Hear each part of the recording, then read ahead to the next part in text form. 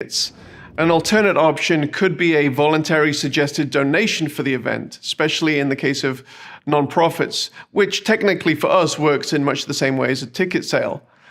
Many event organizers will not actually cover the cost of the event simply through ticket sales, but with revenue from other sources coming from sponsors, donations, and other ancillary revenue channels during the event.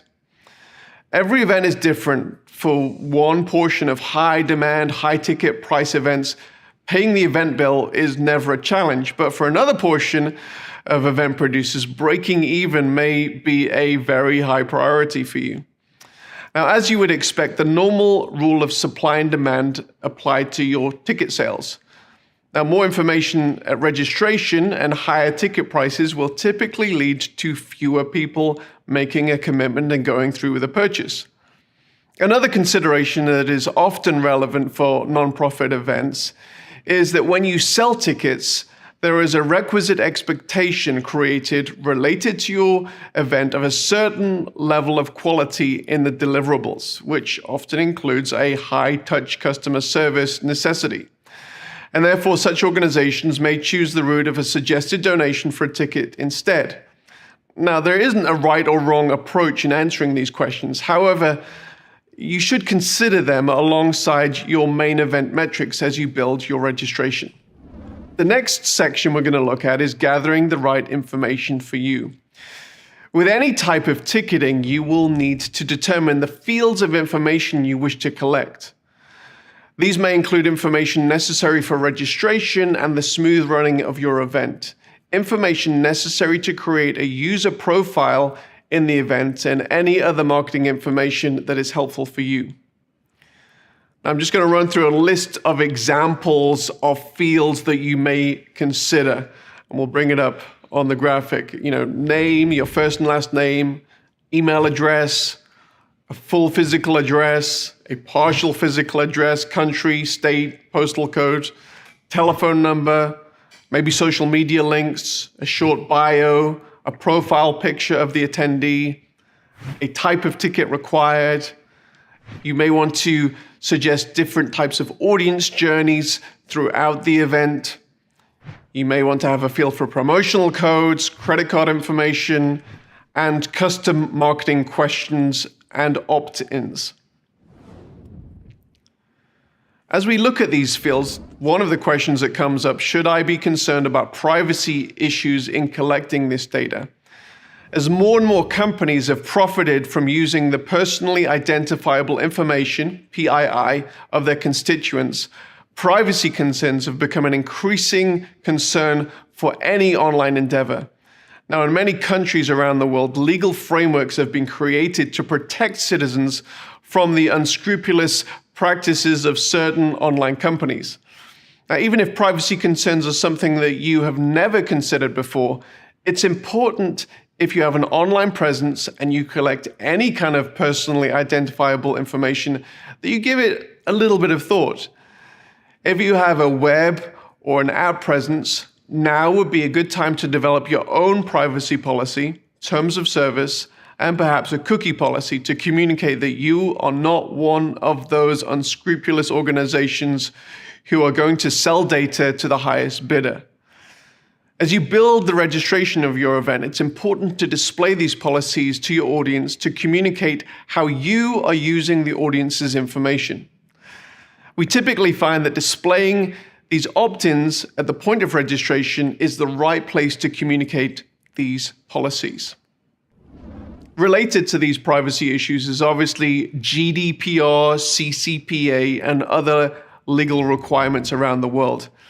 Now, if you have a significant audience in Europe, UK, or in California, it's important that your online event is compliant with the General Data Protection Regulation, GDPR, EU and UK, and the California Consumer Privacy Act, the CCPA, respectively. You are responsible as the data controller of your constituents' information. And in a subsidiary manner, Sodius Media is responsible as a data processor for your constituents. Other jurisdictions around the world have similar provisions to GDPR and CCPA, and Sodius tries to keep up to date with many of these. Saudius tries to keep up to date with many of these, but we've placed an emphasis on compliance with both GDPR and CCPA, as these, up to this point, have been the gold standard in relationship to privacy compliance. Saudius will provide you with all the relative documentation regarding how we use the information to aid in the smooth running of an online event, and will require you to give permission so that we can process your data. The next question in building your registration is, should I limit the number of devices per registration? Privacy issues are nothing to be afraid of. While you shouldn't be using the personal identifiable information for purposes for which you're not authorized, obtaining the consent of attendees to opt into your calls to action is often exactly what both you and the attendee want. Business models moving forward will increasingly rely upon the organization's ability to customize their services and communications to their clients. I find it both reassuring and convenient to walk into a local coffee shop where they know your name and they've already prepared your coffee. One barrier to collecting this information, however, is when individuals share their username and passwords. And this has been a problem that Netflix and many of the other online video platforms have to deal with. When Barry from accounting tweets out his access codes and suddenly 1,500 people are using it, you have a lot of useless information about Barry. Added to the fact that you may have missed out on selling many tickets and a lot of money. For these reasons, we recommend that you limit the amount of devices per registration. When an individual buys a ticket or registers to a Saudius-powered event, a unique token is created per registration, and that is used to create the individual event journeys throughout the event. It's also possible to restrict the amount of devices that can access the event on that token. As you build the registration, it's important to consider your goals and whether you wish to restrict each token to a specific number of devices, whether it's 1 device, 10 devices, 20 devices. Audience journeys. You may choose to develop an event where every attendee is served the same content the same way. Alternately, you may wish to create an event where the audience either chooses or is placed in a custom journey related to their audience segment. In much the same way as you have choices in an in-person event, you need those same choices online. Now, this may change what content that audience segment sees, which user interface they interact with, and which other attendees they interact with as well. You may build an event where attendees get to choose what components of the event they wish to participate in and when they want to participate in it after they've entered the event, or these choices may be made by the audience during that registration process. I'm going to run through a few examples of choices that the audience can make either before registration or after registration. The first one is audience segment.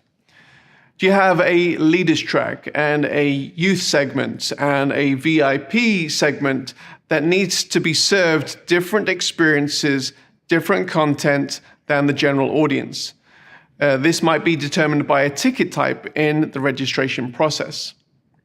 Secondly, breakouts. Do you have multiple breakout sessions in your event, some of which should be attended by different affinity groups? Again, it is possible for individuals to opt in to this right journey for them in the registration process and therefore make an indication of which breakout they will attend at that point. Chat watch parties. In larger events, it's not advisable to have the entire audience in one chat window. Obviously, depending on how interactive the audience is. As a rule of thumb, I always say if you have an audience over 1,000, you may consider breaking your audience into watch parties by maybe geographic region or affinity group. Selecting skilled and appropriate moderators in your watch parties can add a significant value to your event. Moderators might be subject matter experts, maybe regional representatives, or maybe in a church it might be a group pastor or a cell group leader. It's also sometimes advisable to include the actual presenter in the watch party if the video being played is actually played simulated live.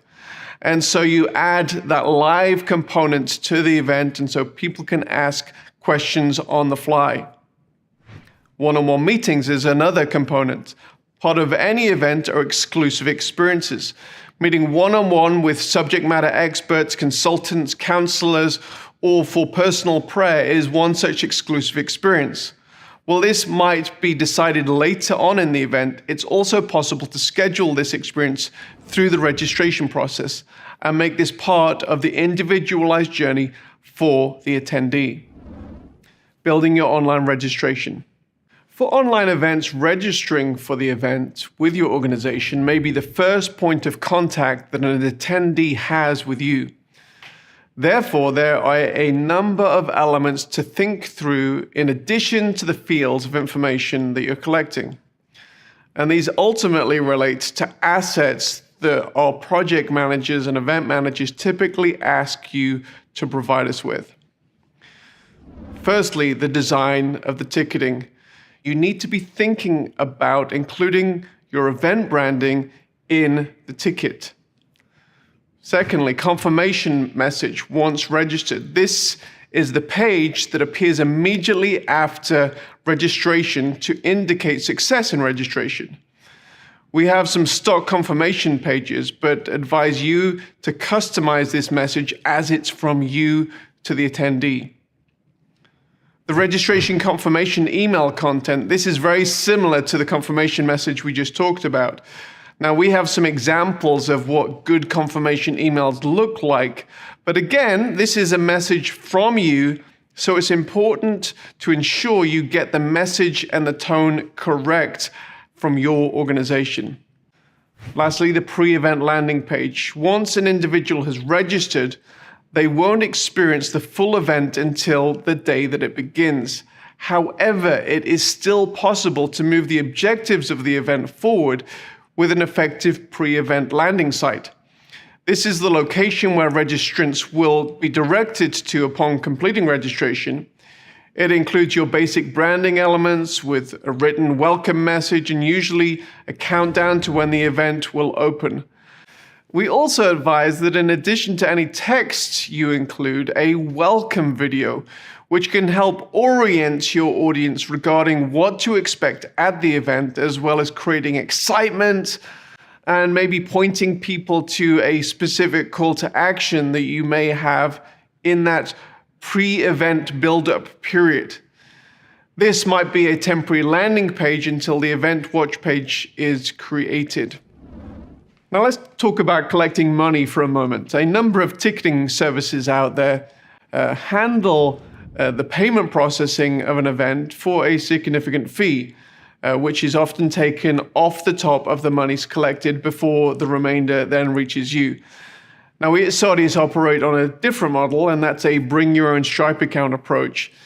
This means that you will pay the percentage transaction fee, maybe that 2 to 3%, and then receive the income directly from your audience to your bank account.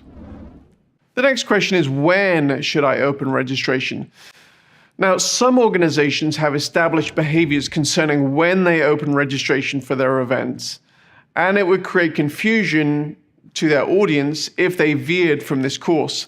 However, when no such general behavior has been established, a common question that is often asked is when registration should be opened.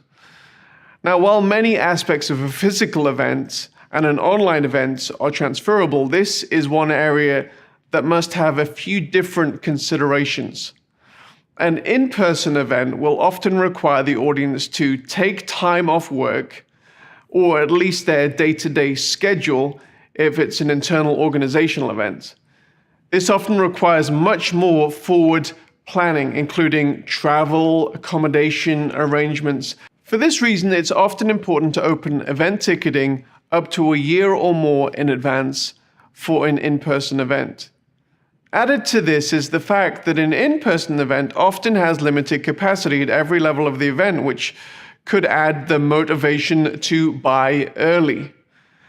Now, an online event does not invade as much of the day-to-day schedule of an audience, a fact that must be considered when creating the event schedule if it's entirely online.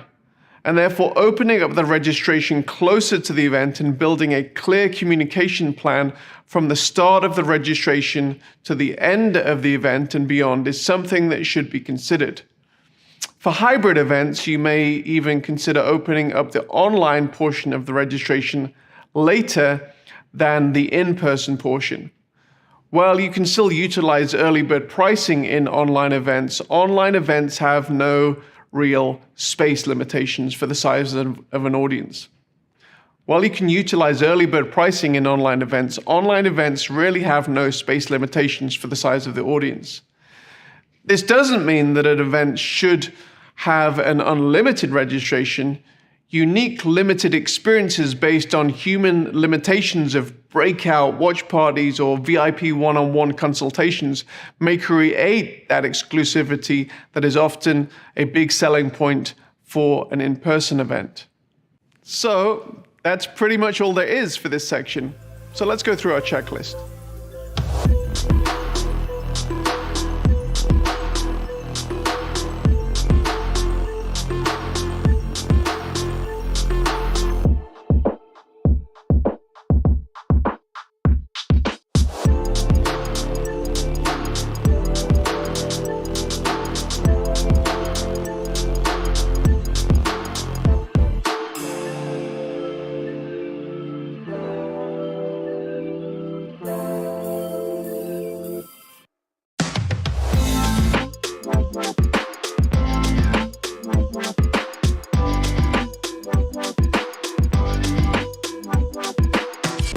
In this session, we're going to go through all the considerations that you need to think about in relationship to producing your online event.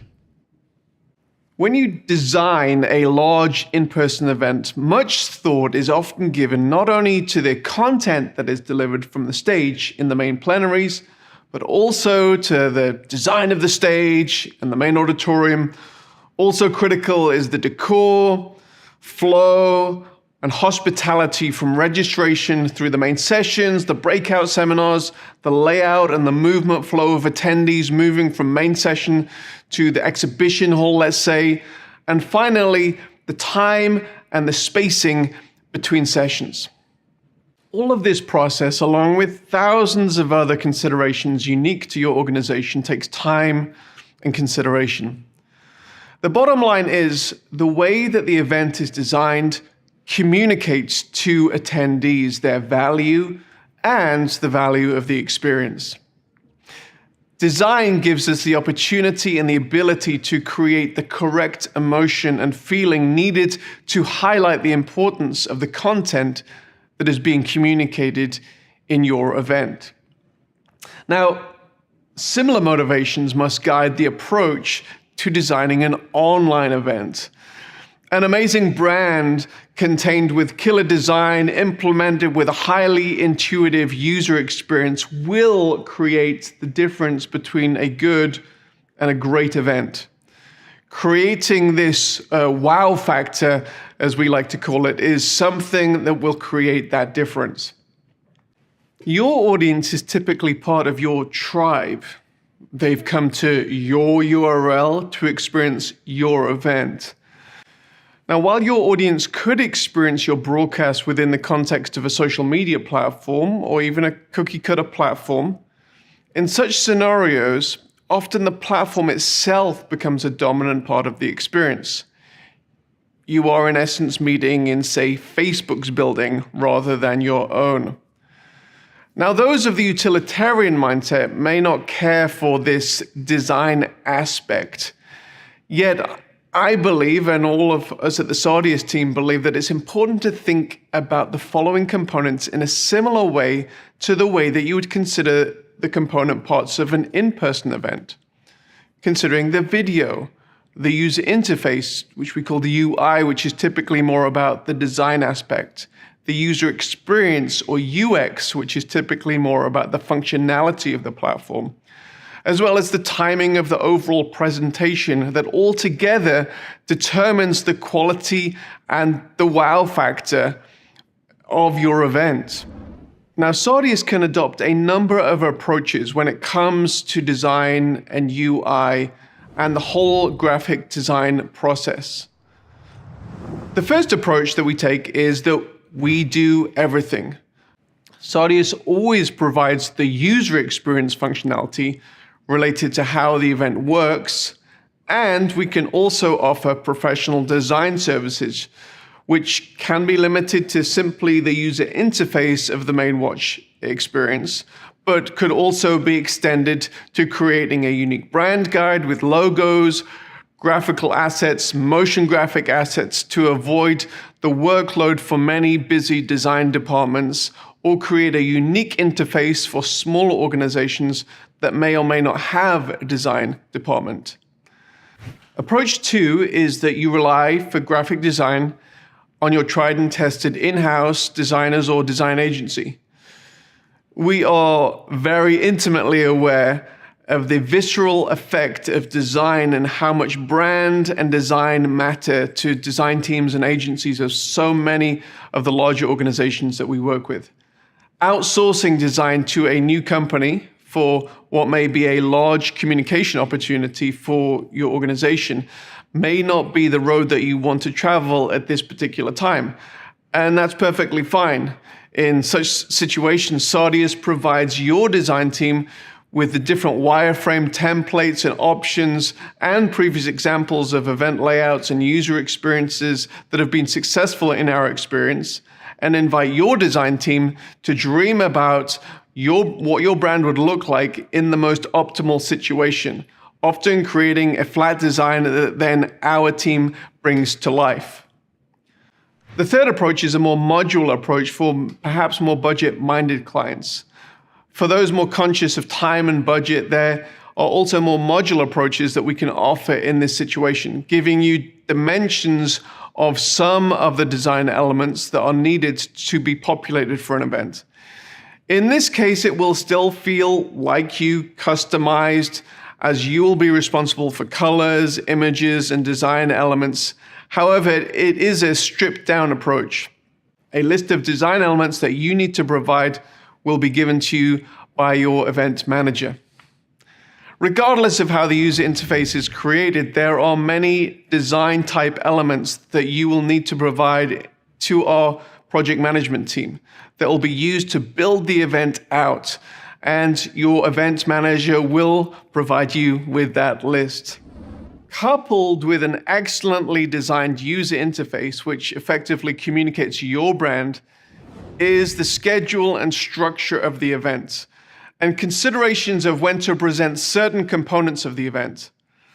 Now, we take the approach that an effective online event is not a static web page with a library of video and other information that the attendee gets to navigate through on their own time, although there is a time and a place for this type of experience, and a component of it may even be part of your live event, but rather an effective online event in much the same way as an in-person event is a shared experience of different event sessions that are served to the attendees in real time in much the same way that an in-person event happens. Most events consist of main plenary sessions, breakout seminar tracks, and other type meetings. These sessions form the backbone of the event in terms of content delivery. Therefore, it's important to consider a number of factors in delivering the most optimal experience for your attendees. The run sheet or stage and content order. Before considering anything technical, one of the most important tasks you as the event producer will have to undertake is developing your event run sheet. This will require you to think through your overall event purpose and metrics, what you're trying to achieve in different parts of the event, and how do you want to structure the communications and the content flow of the event to achieve those goals. Now, traditional in-person entertainment will often build towards the best entertainer who is topping the bill, which typically happens last or close to the end of the event. While you might consider this, it may also be helpful to think of your entire event in the same way that you would consider a single presentation. Create a story arc that ultimately underlines your calls to action more effectively, or helps you train your audience in sequence. One of the main benefits of online events is the ability to include presenters from around the world in a way that would not be possible if they had to travel to your event at an in-person location. There are a number of effective softwares and simple templates available to help you manage your minute-by-minute run sheet for the event. Just be aware that despite all of your careful planning, many, maybe most, run sheets won't go exactly as planned, especially if you're broadcasting significant portions of your event live. Broadcasting your event live has many exciting and important psychological benefits, of which I love, but predictability isn't one of those benefits. It's important to plan for the unexpected in your run sheet. Allowing for the unpredictable in your online schedule is something that you should be aware of. Sardius gives you the ability to create very complex event schedules ahead of time, which you will need to do. However, if you have the unexpected changes to your schedule at the last minute, you need to ensure that you are hosting your event on a platform that allows you to make last-minute changes, rather than the event being significantly cached on the attendee's machine. Sardius allows you to make those last-minute changes and work them seamlessly into the flow of your event. Now let's turn to the video production of the event. Typically for an in-person and a hybrid event, it's recognized that video production must be of a certain quality level. The same realization is not always recognized with exclusively online events. With the proliferation of video conferencing platforms, video quality often isn't given as much thought until the audience is struggling trying to follow a presenter who has filmed his presentation on his mobile phone with bad video and audio. And when we speak of video production quality, we're speaking of video camera quality, audio quality, lighting quality, background quality, and finally, broadcasting quality. Often with online events, the event producer is having to deal with presenters from diverse geographical locations. In the past, may have only been the preserve of outside broadcasts on newscasts of election coverage. Without having to produce full-on TV quality, here are a few suggestions to produce the best quality video for your event and mitigate against some of the inherent risks. Number 1, obtain a central location to film and broadcast from. Most individuals don't have access to high-quality video production gear. Now, this has changed somewhat in the post-COVID world, and even if you do, it is often wise to have a second set of eyes as a video producer to ensure quality production. If you obtain a central location to shoot the event with a higher quality production level, better equipment and tech personnel, and invite your key presenters to this location, you can limit your exposure to bad video. Secondly, pre-record the segments of your event where you're broadcasting a video conversation. There may be legitimate reasons why you need to broadcast a low latency video connection live. For example, if you require a live feedback interaction with the audience. If you don't, it may be wise to pre-record this segment, which gives you the ability to get better quality video, which could possibly be edited if there are any mistakes or video dropouts. Thirdly, ensure key presenters have better quality video recording and broadcasting equipment. The success of your events may be dependent upon certain key presenters. If they cannot be at the central location, then try and ensure that they have access to better quality video production. This might involve them traveling to a studio close to them, or it may involve providing them with better cameras, lighting, audio, perhaps a backdrop that they can record their presentation independently. Even if it is part of a live video conference conversation, this can be edited for a later simulated live broadcast. Now let's talk about broadcasting and the live or the simulated live question. The subject of whether your event should be broadcast live or pre-recorded and broadcast at a simulated live event is highly connected to the structure of your event. Having bad video can be a make or break for an online event.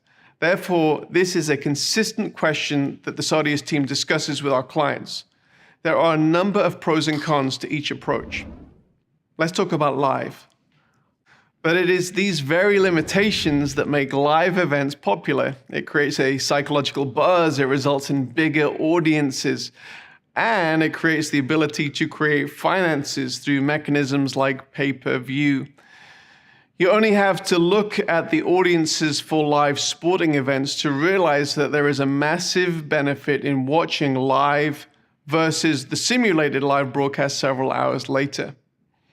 Now, even outside of the sporting realm, live broadcasts have a certain cachet that results in bigger audiences, and despite the inherent risks involved, which we'll talk about, they give you some opportunities that are not available with simulated live or video on demand. These largely boil down to live audience engagement. And this includes interaction with questions from the audience who are posting in chat or via video conferencing, the ability to poll or to ask your audience questions and get in-the-moment responses. The risks connected to live broadcasting are related to two main